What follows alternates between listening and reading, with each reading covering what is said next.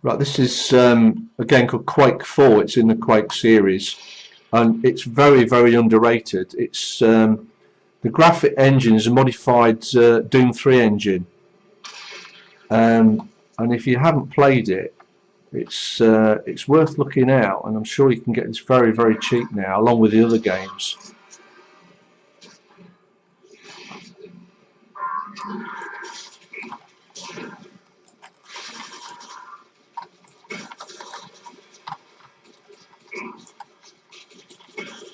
Some nice effects in this game.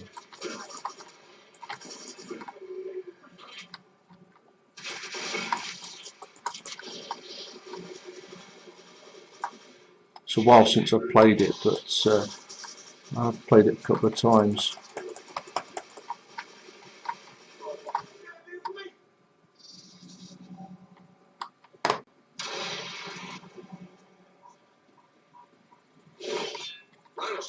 The thing I like about Quake IV is also a decent backstory, which some first-person shooters don't seem to have.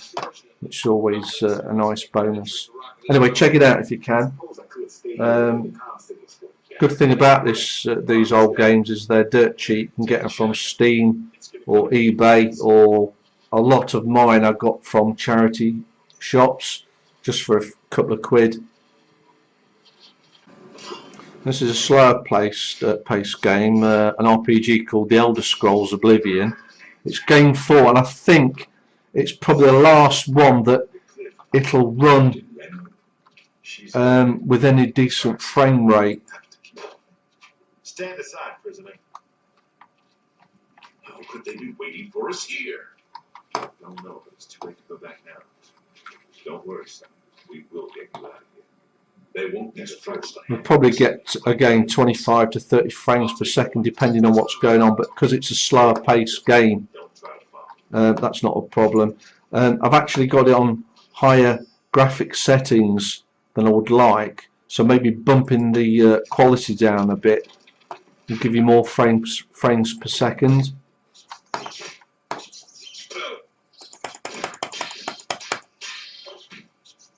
So that's the Elder Scrolls.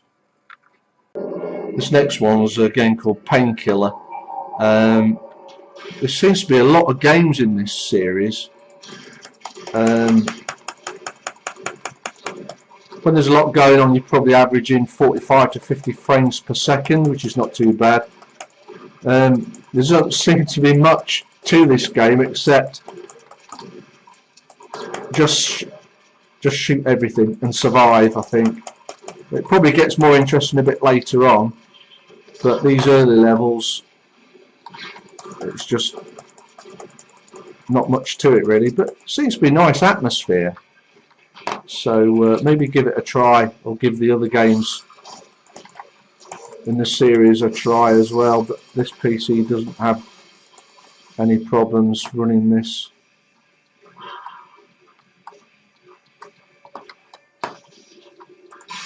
So that's Painkiller.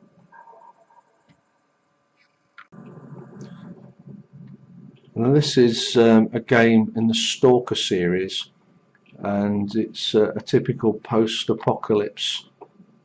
It's got a typical post-apocalypse type thing, but there's a lot of settings and things and missions to do in this. Graphics seems to be pretty decent. On the lowest settings, I'm probably getting 30 to 40 frames per second. Obviously it dips when there's more going on. Again, it's another game series I've not really played. I've just installed and configured, but I must get back into it.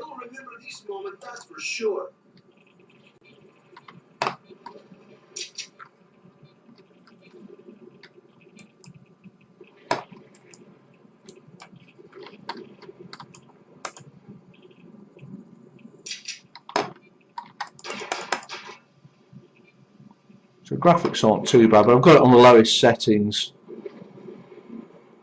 It's worth checking out.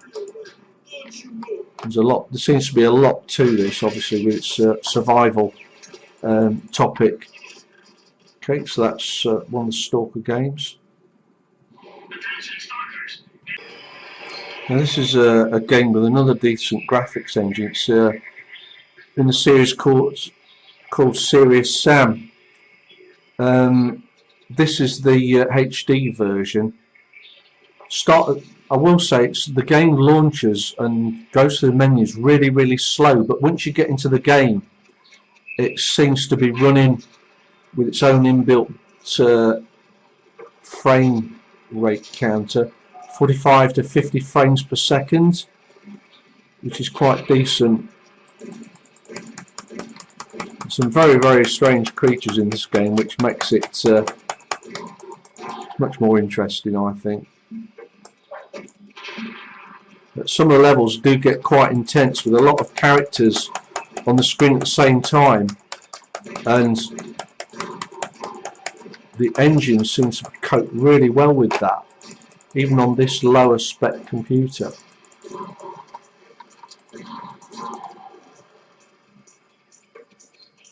As you can see, it specialises in huge open spaces. Very good engine, this.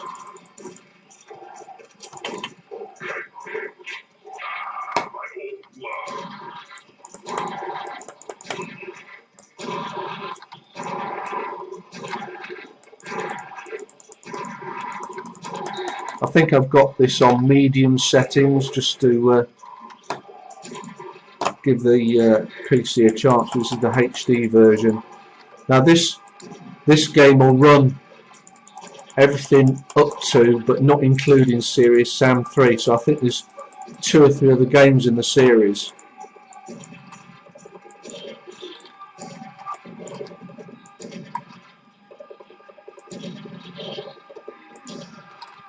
What I will say with these games, it's always worth seeing if there's game patches and fixes available.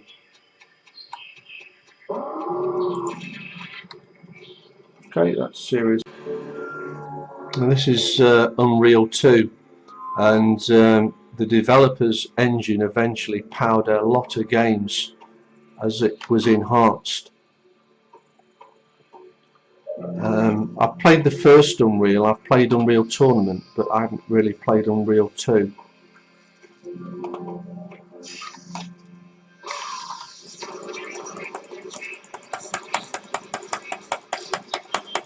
Some pretty decent effects. I think games from when Doom 3 came out onwards, that's when the graphics changed a lot for the better. So if you've got a PC like this lying around somewhere, just get the RAM maxed out and get a decent graphics card in and some really cheap games.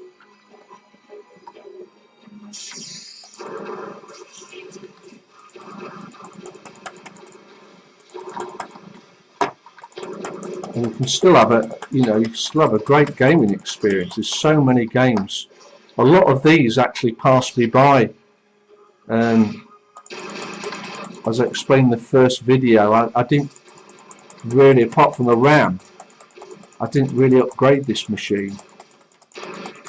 So it looks like I missed out on a lot. Okay, so that's Unreal. Now this game is it's quite a well-known title, Wolfenstein.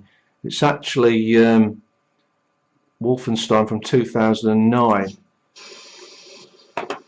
So it's got quite a beefy graphics engine. This machine, even on the lowest settings, I think, I'll have to check, it struggles a little bit.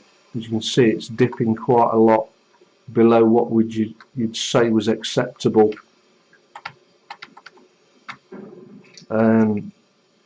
Frames per second. And when there's a lot going on, it really dips down. But I think this PC will cope with a game before it called Return to Castle Wolfenstein. So I think we are actually pushing this a little bit. I must check the graphics settings just to make sure they are actually on the lowest setting.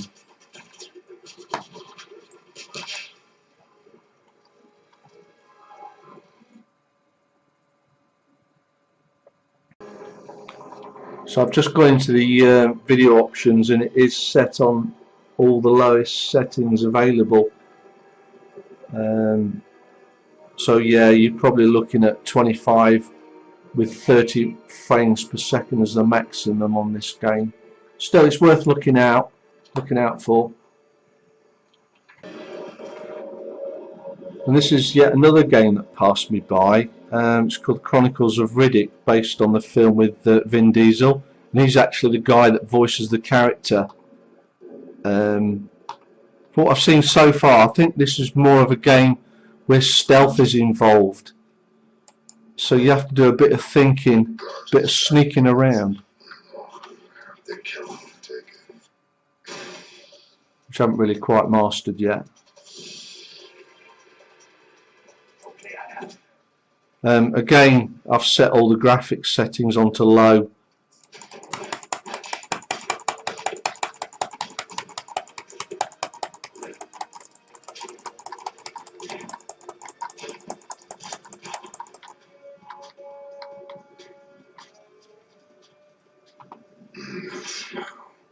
Sewers could be a way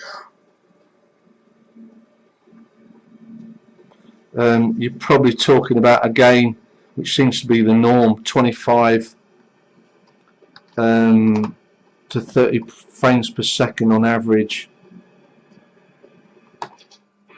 even with all the graphics settings set to low. Not a problem. I'll blast it off.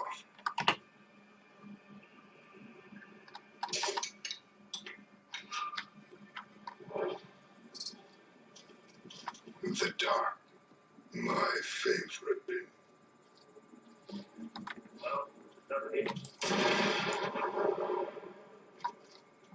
Okay, so that's Chronicles of Riddick. I think there's another game in this series, just the two.